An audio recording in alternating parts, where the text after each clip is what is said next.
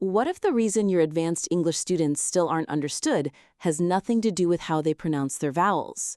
This submitted curriculum explores advanced methodologies for teaching English pronunciation, but right now, it's pretty stuck in the weeds of isolated sounds. Yeah, it really is. So a key theme running through this material seems to be the mechanics of individual sounds.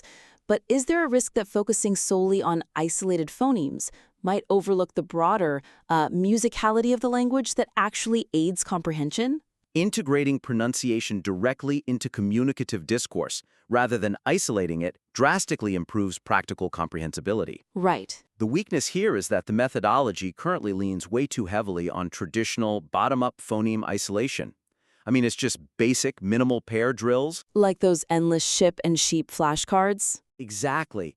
And doing that without adequately bridging to top-down super segmentals, like stress, rhythm, and intonation, well, it's a problem, because research identifies those as the true drivers of intelligibility. Because if the sentence rhythm is totally flat, native speakers will struggle to parse the words anyway. Right, regardless of phonemic accuracy. So my suggestion is to rebalance the instructional sequence to prioritize super segmentals within meaningful communicative contexts. Moving away from that mindless repetition. Okay, so what are some concrete ways to do that? Well, for a concrete example, you can introduce voice settings to help students adopt the holistic physical posture of English speakers. Wait, like getting the vocal tract into the right shape, like general pitch or lip position? Yeah, absolutely, before you even drill any sounds. And then from there, transition from those simple flashcard drills to analyzing authentic texts. Ah, like maybe a noisy restaurant dialogue? Yes. Give them a scenario where they must identify how falling or rising intonation completely changes the pragmatic meaning of a request. So they can hear how it shifts from a polite ask to an angry demand, just based on pitch? Exactly. I can see what you're going for here with these advanced, multidimensional speaking tasks. But building on that point, what if we looked at it from the perspective of standardized testing? That's often the primary motivator for these specific learners, right? Aligning pronunciation methodology with high-stakes assessment criteria provides advanced learners with concrete, measurable goals. Which they really need. Yeah. The major weakness here is that the current curriculum lacks a clear evaluative framework that actually resonates with adult learners. Because they're usually driven by specific proficiency goals, not just some abstract linguistic mastery. Right. So the suggestion is to introduce the IELTS focus as a structural lens, basically mapping the communicative pronunciation activities directly to the IELTS band scale criteria for speaking. Oh, I see. So how do we operationalize that? Well, as a concrete example, you can frame intonation and stress exercises as direct tools for achieving higher IELTS speaking bands. So say they're practicing persuasive speeches or IELTS Part 3 style prompts? Yeah, exactly. In those tasks, have students evaluate their peers specifically on their use of stress to convey complex arguments, or how they highlight areas of agreement, or deal with hostile questions. Oh, wow. So it demonstrates exactly how pronunciation mastery elevates their actual band score. Right, it gives them a very tangible reason to care about suprasegmentals. That makes a lot of sense. The material also makes a strong case for rigorous accuracy. That makes sense on paper, but, could the evidence also support a different conclusion? Perhaps that in a globalized world, strict adherence to a native speaker model is actually counterproductive? Prioritizing an internationally comprehensible lingua franca core over native speaker perfection significantly lowers learner anxiety and increases practical communication skills. Which is huge for adults. It really is. The weakness is that the text implicitly assumes the ultimate goal of pronunciation teaching is native-like accuracy. And that can really intimidate learners, right? Or even threaten their native identity. Definitely. Plus, it's just statistically unrealistic for most adults. So the suggestion here is to explicitly redefine the pedagogical goal from accent reduction to accent addition. Accent addition, I like that. So focusing entirely on international intelligibility. Exactly. For a concrete example, implement the lingua franca core approach. You focus exclusively on the sounds that actually impede international communication. Like initial consonant clusters or misplaced sentence stress? Right. And you just leave the non-essential features, like the exact native production of the schwa, entirely up to the learner's choice. Give them some agency. Yeah. Furthermore, expose students to diverse non-native accents in listening materials so they learn to comprehend English as a global language rather than just forcing them to mimic a single native dialect. Right, because they are mostly speaking to other non-native speakers out in the real world anyway. Precisely. Okay, well, to recap the main points of this critique, we're talking about shifting focus from isolated segmentals to discourse-level super-segmentals. We also suggested integrating the IELTS focus to motivate those advanced learners, and adopting an empowering English as a lingua franca perspective. Yeah, and to summarize those actionable suggestions, you want to use holistic voice settings. Tie your stress and intonation exercises directly to the IELTS rubrics, and prioritize the lingua franca core over native-like perfection. Absolutely. So we invite you to implement these methods, revise your curriculum, and submit your work back in for another critique. Teaching Pronunciation Advanced Methodology in ELT. Right into it today. Straight into it. Today's deep dive is a rigorously focused exploration of how pronunciation is taught, analyzed, and mastered in English language teaching. And we're pulling this directly from a stack of advanced linguistic and pedagogical texts. Exactly. We are looking at the mechanics of human speech, the psychology of accents, and the precise methods educators use to completely rewire the way a learner's mouth and mind interact. It's a massive topic. It is, so no pleasantries, no banter today. We are jumping straight into the first conceptual pillar, which is the ultimate goal of the learner. Right. I mean, imagine spending years, maybe decades, locked in a classroom perfecting this flawless upper-class British accent. Like a perfect BBC news anchor. Yeah, exactly. Only to realize that in a global business meeting in, say, Tokyo or Berlin, you are the only person in the room that nobody can actually understand. And that scenario right there is the exact friction point where modern language pedagogy has experienced this massive paradigm shift. How so? Well, for the longest time, the historical assumption in language teaching was that a learner needed to sound exactly like a native speaker. Right, the gold standard. Exactly. The target was almost universally received pronunciation RP, that classic educated British standard, or general American. So the goal was basically assimilation. Yeah. Success meant completely erasing your linguistic origins. But current advanced methodology flips that entirely on its head. Because of who they're talking to. Yes. The texts point out that the vast majority of learners today are learning English to communicate with other non-native speakers. Okay. They are using English as a lingua franca, or ELF. Which means aiming for RP is not just unrealistic, it's actively detrimental. Very much so. Because received pronunciation is full of these complex elisions, dropped R's, and mumbled weak forms that completely obscure the actual spelling of the words. It's a messy accent for a non-native ear. Right. If a Japanese businesswoman is negotiating a contract with a Brazilian supplier in English, a hyper-accurate British accent full of swallowed syllables is going to severely hinder their communication. Precisely. And to structure this shift in the classroom, the texts highlight Robin Walker's 3 distinct goals for learners. Okay, let's hear them. So, goal 1 is native accuracy, where the learner insists on sounding exactly like a native speaker. Which is rare now. Right. Goal 2 is communicating primarily with native speakers without sounding so unfamiliar that it causes a breakdown in the flow of conversation. So, intelligible to natives. Exactly. But goal 3, and this is where the overwhelming majority of modern ELT time and resources are directed now, is international intelligibility among non-native speakers. So the goal is no longer perfection. No, the goal is clarity. Okay, let's unpack this for a second. If intelligibility is the only goal, don't we risk entirely ignoring the students who actually want a native accent? It's a valid concern. Because there are students who are deeply motivated by the desire to sound like a local in London or New York. Are we telling teachers to actively discourage that ambition? Not discourage necessarily, but manage expectations. Because you have to consider the concept of the language ego, which the sources dive into pretty deeply. Right, the psychology of it. Yeah. Changing your accent isn't just a physical act of repositioning your tongue against your teeth. It's located at the extreme limits of language proficiency. It's tied to who you are. It is deeply, inextricably tied to a person's core identity. I always think of it like acting. When you put on a brand new accent, it feels like wearing a mask. You feel like a fraud. Yes. It's an incredibly vulnerable, physically embarrassing experience, especially in a classroom setting where all your adult peers are watching you perform this weird vocal mimicry. And if we connect this to the bigger picture, teachers have to act incredibly carefully, precisely because of that vulnerability.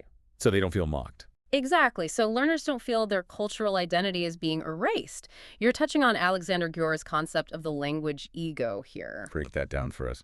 So behaviorist habit formation, just mimicking sounds until they stick, that works wonderfully for young children because their egos are still fluid. They don't have that self-consciousness yet. Right. But post-adolescent and adult learners possess a rigid, fully formed language ego. This ego actively, subconsciously resists changes to how they sound. Because it feels like a threat. A profound threat to their core identity. It feels completely unnatural to force your mouth into shapes your culture doesn't use. And it goes beyond just feeling unnatural. The texts mention that it can actually cause intense anxiety for a student to sound, quote-unquote, too good in front of their peers. Oh, absolutely. Peer pressure is huge. Like, if you are sitting in a classroom in Madrid with 15 other Spanish speakers, and you suddenly whip out a flawless, highly aspirated Queen's English accent. You risk total social rejection. Right. Your peers might think you are showing off, being pretentious, or, abandoning your shared cultural identity. The psychological resistance is immense. It really is. And the most validating point for those struggling adult learners is that the research explicitly backs up the idea that native imitation isn't even the best path for being understood globally. Wait, really? Yeah. There is specific, highly influential research cited in the texts Jenkins 2002, which demonstrates that fully competent non-native speakers actually tend to pronounce words much more closely to how they are written. And English spelling is notoriously chaotic. Completely disconnected from its native pronunciation. Therefore, a non-native speaker who pronounces a word a bit more phonetically, pronouncing every syllable cleanly, is frequently more comprehensible globally. More comprehensible than a native speaker. Yes, than a native speaker who slurs their words together in a rush of native fluency. That is such a counterintuitive breakthrough for a learner. I mean, in international English conversations, it is the native speakers who use heavy elision, drop syllables, and rely on obscure idioms who are frequently the ones causing the communication breakdowns. They're the ones muddying the waters. Exactly. The non-native speaker who enunciates closer to the written form provides a much clearer, highly reliable auditory anchor for other non-native listeners. And it completely removes the stigma of the foreign accent.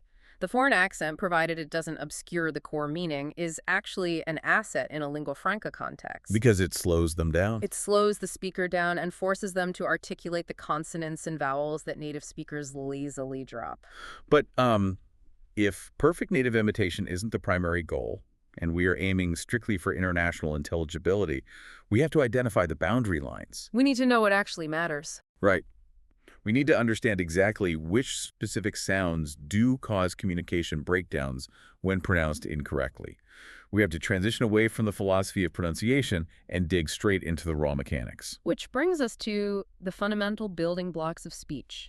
Segmentals. Segmentals. Yeah, segmentals are the individual sounds, the vowels, the diphthongs, and the consonants that make up a language. And to navigate these individual segmentals, the texts heavily reference the International Phonetic Alphabet, or the IPA. Right. Founded back in 1886 by a group of language teachers in Paris. It's been around a while.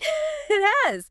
The IPA is a standardized system of phonetic notation designed to enable the sounds of any spoken language to be accurately and visually transcribed. But it's controversial in teaching, right? Oh, and ELT, there is always a fierce debate in the staff room about whether the IPA is an unnecessary crutch that just confuses students with weird symbols or a vital tool for mastery. What's the verdict in the advanced texts? The consensus is overwhelmingly clear.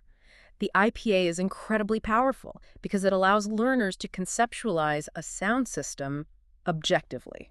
Completely bypassing the deceptive English spelling system. Exactly. I always analogize learning the IPA to learning how to read sheet music. I mean, can you play the piano by ear? Absolutely. You could listen to a song, bang on the keys, and eventually get pretty good at mimicking it. Which is how a lot of people learn languages. Just by listening and repeating. But knowing the notes on the page lets you decode any piece of music on your own, in silence, without ever needing to hear someone else play it first. The IPA gives the language learner ultimate independence. That's a great way to put it. Like if a learner looks up a new word in a dictionary, say, the word choir, The spelling implies it should sound like choir. A total trap. Complete trap. But if they look at the phonetic transcription right next to it, they see the symbols for a K sound, a W, an I, and a schwa. They know exactly how to physically produce the word without a teacher ever saying it aloud. And that independence is crucial, particularly when we factor in the science of contrastive analysis. Contrastive analysis. Yeah, it involves systematically comparing a learner's native language, which we call their L1, to the target language, English, the L2. Okay. The texts explain that a learner's L1 acts as a rigid neurological auditory filter. A filter in their brain. Yes. It isn't just that they don't know how to make a sound, it's that learners literally cannot hear certain English sounds if those acoustic frequencies and sound combinations do not exist in their native phonotactic rules. Okay, let's define phonotactic rules for you listening, because this is where the neurology of language gets really fascinating. Think of phonotactics like the architectural blueprint of your native language. Right. It dictates what sounds are allowed to exist and in what order. If your brain's blueprint doesn't have a slot for a specific English sound, your ear literally rejects that sound. Just bounces off. Yeah, and it automatically replaces it with the closest match it has on file. Your brain tricks you into hearing something that wasn't even said. Precisely. And the examples provided in the text are eye-opening. For instance, many Arabic speakers struggle profoundly with the voiceless consonant P. The P sound. Right. They frequently substitute it with the voiced consonant B, saying bark instead of park. Oh, wow. Now, they aren't just failing to physically push the air out of their lips to make the P sound, because the P sound doesn't exist in Arabic phonotactics. Their brain actually perceives the English P as a slightly weird approximation of the Arabic B. They actually hear a B. I hear a B. And the mechanism there is purely physical. I mean, the only difference between a P and a B is what your vocal cords are doing. Exactly. You're listening, put your fingers on your throat right now. Yeah. If you say P, it's just air. It's a voiceless plosive.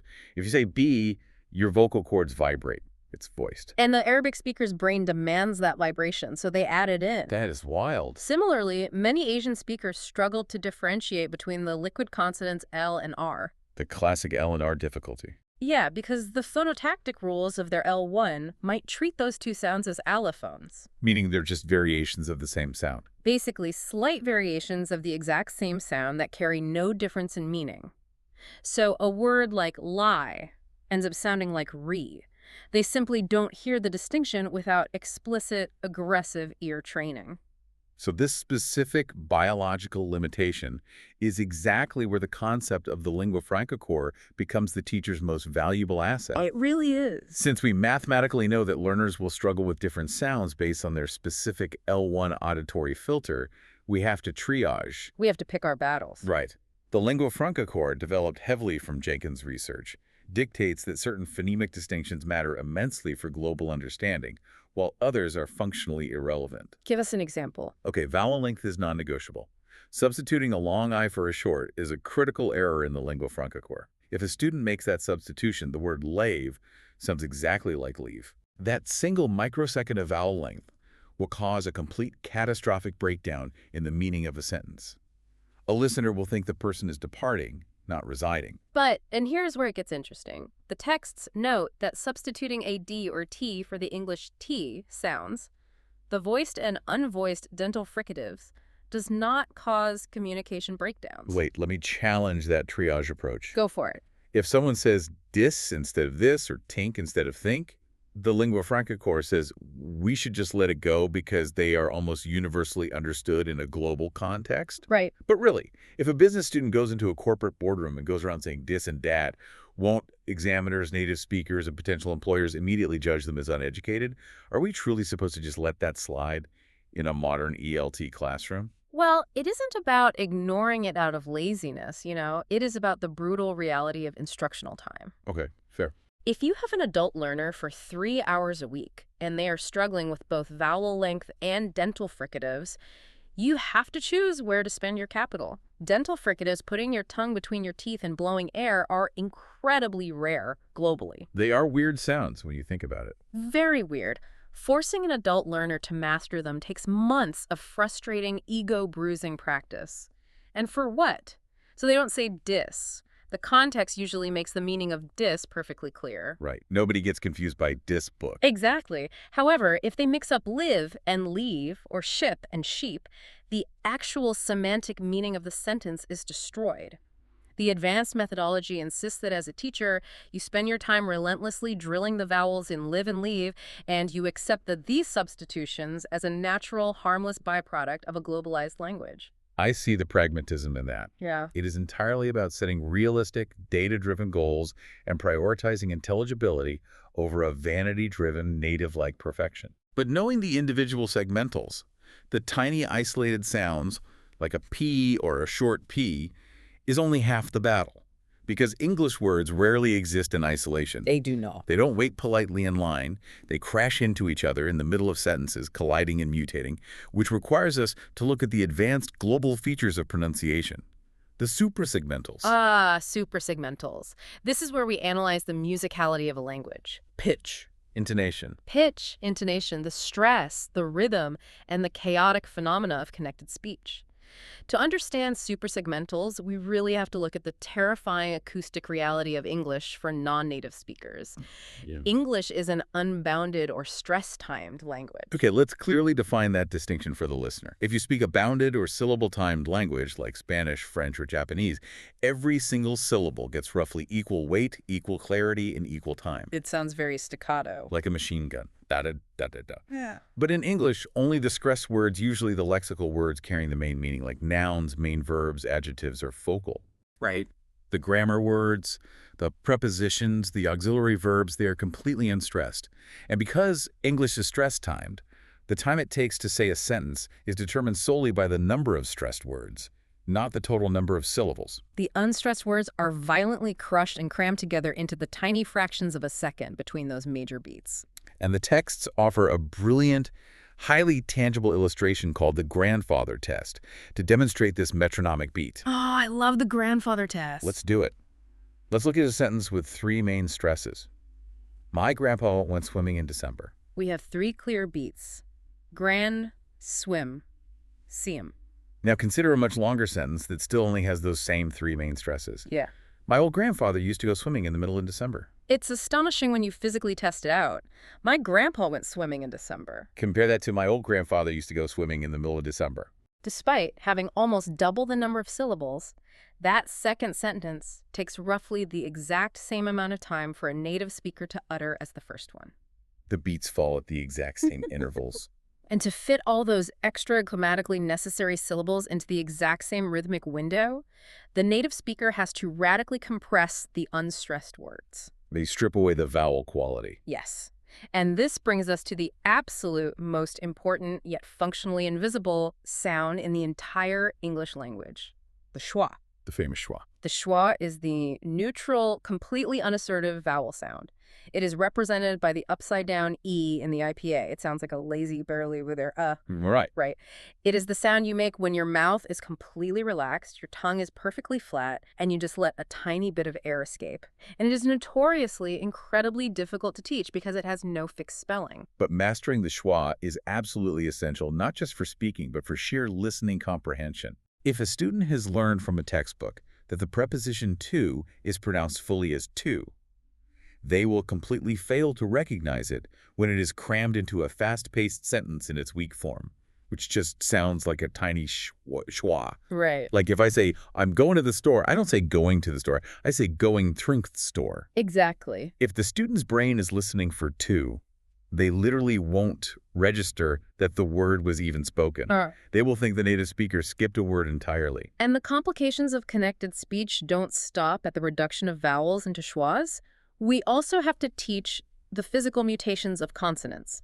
Like assimilation. Yes, assimilation, where sounds physically change their shape to become more like neighboring sounds in order to save time. Give us an example of that. Say the phrase red pen quickly. Because the lips are eagerly anticipating clamping together for the bilabial P sound in pen, they prematurely close during the D in red. Red pen, red pen. It naturally becomes red pen. The D literally mutates into a B. We also have elision, where complex consonant clusters are simply too hard to say quickly, so sounds are completely dropped. Like what?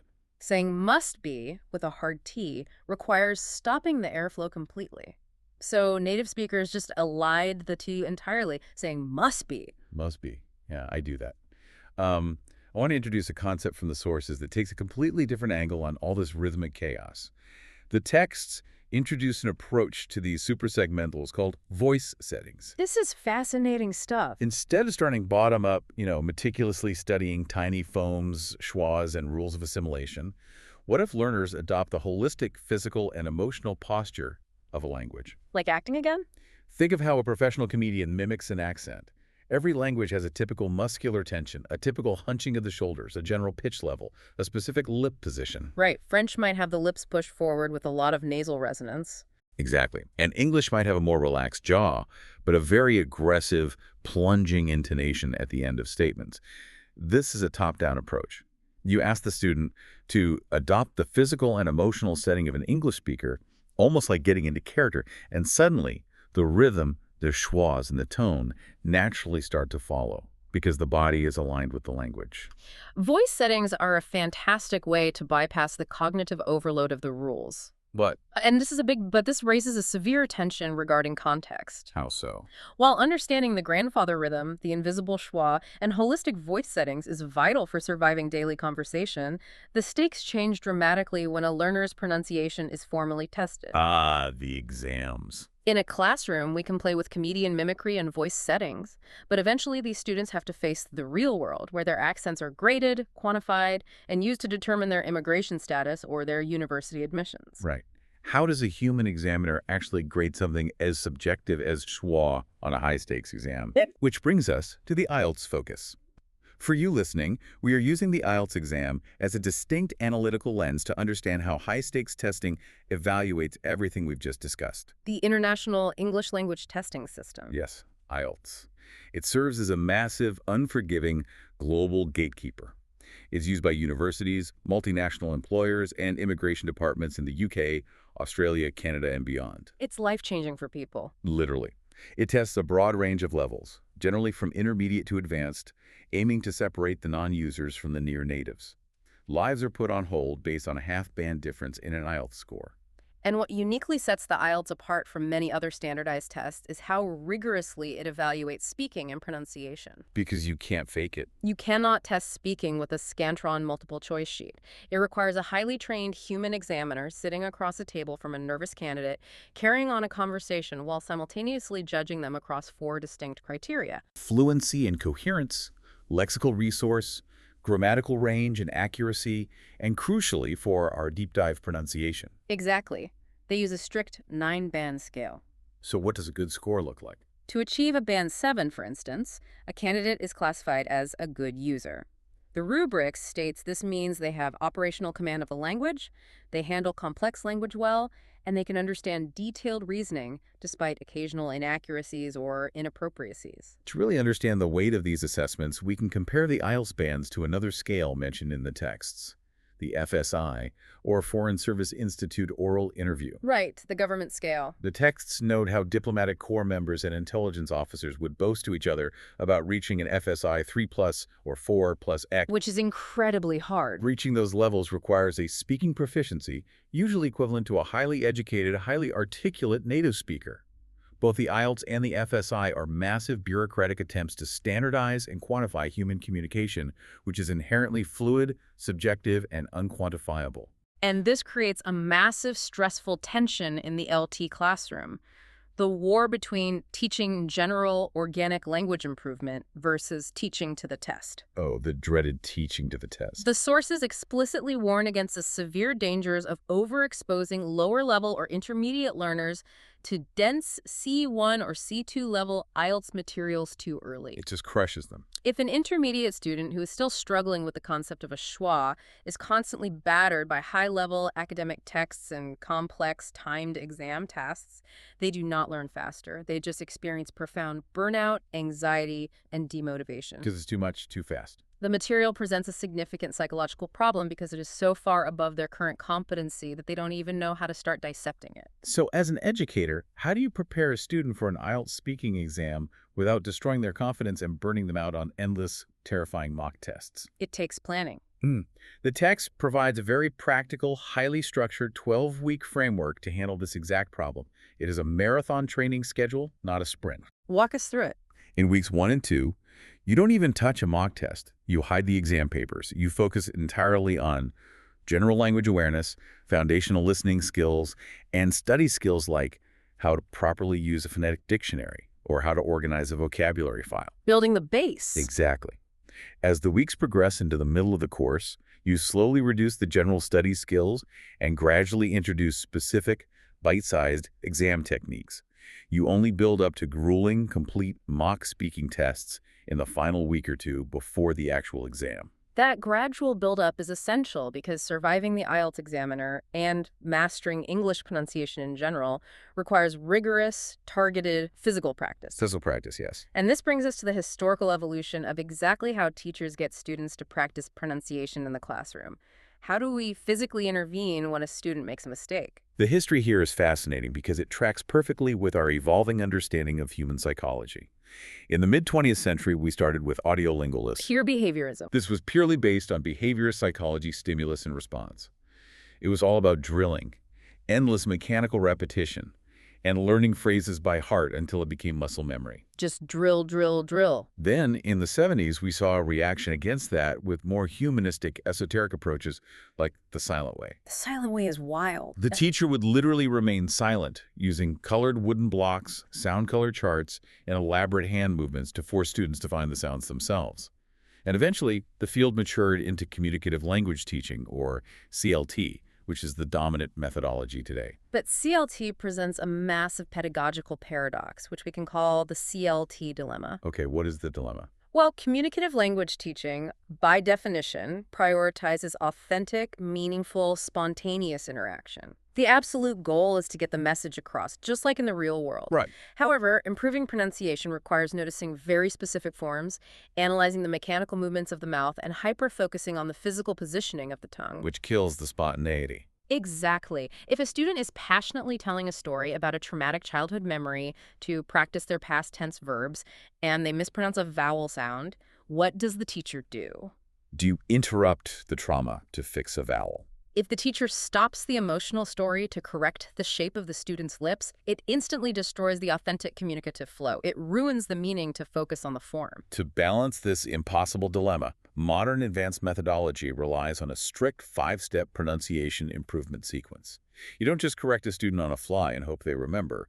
You follow a protocol. Tell me the steps. Step 1 is receptive awareness. Raising this student just listens to a recording and notices the sound without trying to speak. Step 2 is focused explanations of the mechanics. The teacher physically explains where the tongue goes. Very mechanical. Step 3 is imitation-controlled repetition of the isolated sound. Step 4 is production within short phrases. And finally, Step 5 brings it back to the holy grail of CLT, meaningful, contextualized tasks where the specific pronunciation item is absolutely required to complete a real-world communication puzzle. And within that rigorous 5-step sequence, teachers have developed some incredibly inventive, highly psychological techniques to force learners to notice their own errors. Like what? Take the human-computer technique, which is a brilliant holdover from the silent way. I want you to imagine this scenario. In this exercise, the student is entirely in control of the interaction. Okay. The student chooses a complex phrase and attempts to say it aloud. The teacher acts as an unfeeling, objective computer. The teacher only repeats the phrase back perfectly when explicitly requested by the student. No feedback. Crucially, the teacher does not correct the student, they do not praise them, they do not criticize, and they do not explain what went wrong. Let's actually demonstrate how incredibly frustrating and effective this is. If I am the student and I'm struggling with the word comfortable, and I say comfortable, computer speak. Comfortable.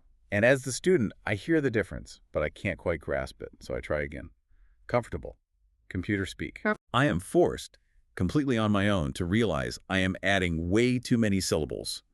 The lack of teacher validation forces the student to listen intensely to the teacher's model and self-correct their own production through pure, agonizing auditory matching. It builds massive cognitive resilience. Another brilliant, highly analytical technique from the sources is die Schwa texts. Oh, these are great. As we discussed, the schwa is the invisible glue of English.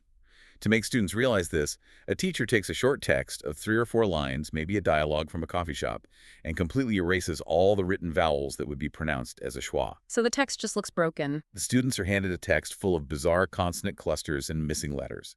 They then have to work out what the missing vowels are based on the rhythm. That's so clever. It forces them to realize just how incredibly common the schwa is and how many completely different written vowels, an A, an E, an O, and U, can all represent that exact same lazy sound. There are also highly physical techniques designed to bypass the brain entirely, like finger sentences. Finger sentences. Yeah. A teacher uses the fingers on their hand to visually break down a sentence, isolating specific errors or demonstrating the physical reality of connected speech. How did that work? For example, if a student is struggling with the tricky assimilation in the tag question, aren't you? The teacher holds up their hand. They point to the pinky finger for aren't you, having the student repeat just that fragment. Okay. Then the ring finger, aren't you? Then the middle finger, 30, aren't you? Building all the way up across the hand to the full sentence. You're 30, aren't you? So they're physically seeing the chunks. Exactly. It breaks the terrifying rapid-fire stream of native sound into manageable, physical, highly visible chunks. And for diagnostic purposes, a great tool is the odd one out game. You provide students with a list of words and ask them to find the one that doesn't fit phonetically, forcing them to mentally sound out the words. Give us an example. For vowel length, you might give them the words calm, calf, cat, laugh. Okay, so calm, calf, cat, laugh. The odd one out is cat because it has the short, aggressive A sound, while the others all share the long, open day sound. I hear it. You can do the exact same thing for word stress. Look at this list. Announcement, computer, electric, performance, personal. The word personal is the only one stressed on the very first syllable. The others are stressed on the second. Exactly. It forces the ear to search for the metronomic beat. What I take away from all these methods is that modern teaching is absolutely not about the mindless, robotic repetition of the mid-century audiolingual days. Definitely not. The texts explicitly and aggressively warn against the old point to the ship, point to the sheep drills that bore adult students to tears and insult their intelligence. You want to avoid those at all costs. Instead, it's about what researcher Judy Gilbert perfectly labels mindful repetition. You have the student repeat a phrase, yes, but you ask them to say it loud, then incredibly soft, then high-pitched, then low, whispering it, squeaking it, or even saying it while facing the back wall of the classroom. Changing the context of the physical act. Yes. You are forcing the brain to process the sound through different emotional and physical filters. It builds deep, dynamic cognitive flexibility rather than just rote, brittle muscle memory. But here is the ultimate challenge for the educator. These techniques, as deeply fascinating and effective as they are in isolation, have to be integrated into a bustling, chaotic, mixed-level classroom. Right, you're not just tutoring one-on-one. You might have 15 students from 5 different linguistic backgrounds. Pronunciation cannot feel like an awkward, disconnected chore that is hurriedly tagged onto the last 5 minutes of a grammar lesson. And the cardinal unbreakable rule here, according to the advanced texts, is that pronunciation points should never, ever be selected from some random, predetermined syllabus list. They have to be contextual. They must be organically derived from the authentic listening texts that are already being used in the core lesson. If you were doing a lesson on restaurant vocabulary, you don't arbitrarily decide to teach the P and B sounds. No, you pull from the material. The pronunciation focus must be pulled directly from the dialogue of the waiter and the customer in your source audio. Yeah. If the waiter uses a specific rising intonation to offer a dessert, that is your pronunciation lesson for the day. This adheres to the fundamental pedagogical principle of moving from comprehension to production. Okay, meaning what? You don't just walk into a room, draw an IPA symbol on the board, and teach a sound in a sterile vacuum. You play an authentic, messy audio text. You let the students grapple with it and comprehend the broad meaning. Right. Only then do you surgically extract a specific conversational feature from it, say, the weak form of the word and when the customer orders fish and chips. Fish and chips, yeah. You drill it using the mindful repetition techniques we just discussed, and then you immediately put it right back into a communicative role play where the students have to order food. The form serves the meaning. The sources also heavily emphasize the concept of live listening, which is face-to-face interaction with a teacher or a guest classroom visitor rather than just relying on pre-recorded audio tracks. Live listening is crucial. Because recorded audio is fantastic for controlled exposure, but live listening allows for something entirely crucial for real-world survival: repair strategies. What to do when it all goes wrong. Exactly. When pronunciation inevitably fails in the real world, when a barista mishears your order or a colleague looks at you blankly, you need to know exactly how to fix it without panicking. Right. Teachers must explicitly train students in formulaic repair expressions like, "Sorry, I didn't quite catch that," or how to strategically use rising intonation to check understanding, like repeating a phrase back by saying, "She didn't like the thick," waiting for the interlocutor to fill in the blank. Furthermore, integrating pronunciation successfully across a diverse classroom means actively catering to different sensory preferences, often referred to in educational psychology as VAK. Visual, auditory, and kinesthetic. Exactly.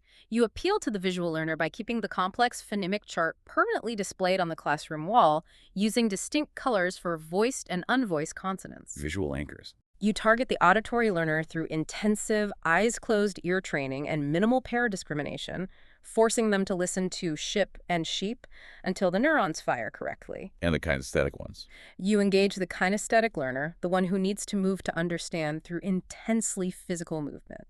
You have them physically tap out the syllables of a word on the wooden desk, or you create word statues where the entire class stands up tall for the stressed syllable and physically squats down low for the unstressed schwas. I love the word statues idea. It makes the invisible rhythm of the language entirely, undeniably physical. You can't ignore the stress when your thighs are burning from squatting on the weak forms. You really can't. But ultimately, all of this classroom integration, the drills, the charts, the physical comedy of the statues, leads to one final paramount goal: learner autonomy. That's the end game.